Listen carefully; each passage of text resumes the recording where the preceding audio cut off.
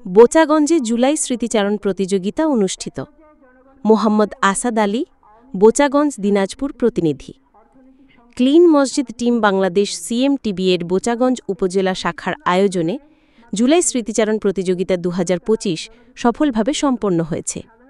গত ৫ অগস্ট থেকে উপজেলার বিভিন্ন স্কুল ও মাদ্রাসা ভিত্তিক শিক্ষা প্রতিষ্ঠানে এই প্রতিযোগিতার আয়োজন করা হয়। গত শনিবার ১৬ অগস্ট দুপুর ১২টায় সেতাবগঞ্জ মডেল পাইলট উচ্চ বিদ্যালয়ের হলরুমে অনুষ্ঠিত সমাপনী ও পুরস্কার বিতরণী অনুষ্ঠানে প্রায় অর্ধশতাধিক শিক্ষার্থীকে পুরস্কৃত করা হয়। পুরস্কার হিসেবে সার্টিফিকেট, বই, কলমসহ বিভিন্ন শিক্ষা উপকরণ বিতরণ করা হয়। অনুষ্ঠানে সভাপতিত্ব করেন জাহিদুল ইসলাম এবং সঞ্চালনায় ছিলেন রৌনাকুল ইসলাম রিজভী। প্রধান অতিথি হিসেবে উপস্থিত ছিলেন বাংলাদেশ ইসলামী ছাত্র শিবির উপজেলা শাখার সভাপতি আব্দুল মোহাইমিনুল। বিশেষ অতিথি হিসেবে উপস্থিত ছিলেন এস.এ. সাগর, প্রতিষ্ঠাতা পরিচালক, সিএমটিবি, সোহান সরকার সাগর, সভাপতি, সিএমটিবি, বেলাল হোসেন, সাধারণ সম্পাদক, দিনাজপুর জেলা শাখা, সিএমটিবি, নিলয় শাসেম, সভাপতি, লাল বিন্দু ব্লাড ফাউন্ডেশন, আরডিবিএফ। বক্তারা বলেন, যুদ্ধের অর্থ শুধু স্বাধীনতা অর্জন নয়, স্বাধীনতাকে রক্ষা করাও জরুরি। জুলাই মাস আমাদের আত্মত্যাগ, চেতনা ও সংগ্রামের প্রতীক।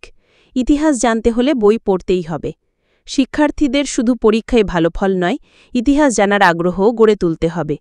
যারা ইতিহাস ভুলে যায়, ভবিষ্যৎ তাদের কখনো ক্ষমা করে না।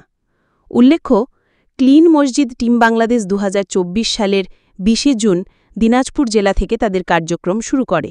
সংগঠনটি ইতোমধ্যে ১৬টি জেলা ও ৩টি দেশে অর্থাৎ বাংলাদেশ, ভারত এবং পাকিস্তানে ৩১০টি মসজিদ পরিষ্কারকরণ কার্যক্রম সম্পন্ন করেছে। মসজিদের পাশাপাশি মাদ্রাসা, এতিমখানা ও অসহায় হতদরিদ্রদের জন্যও সংগঠনটি নিয়মিত স্বেচ্ছাসেবকমূলক কার্যক্রম পরিচালনা করছে। ধন্যবাদ লোকালয় বার্তার সাথে থাকার জন্য। এই খবর প্রকাশের ফলে দেশের শিক্ষার্থীরা ক্ষুব্ধ হয়ে ওঠে এবং এই বিরুদ্ধে পুনরায় আন্দোলন শুরু করে।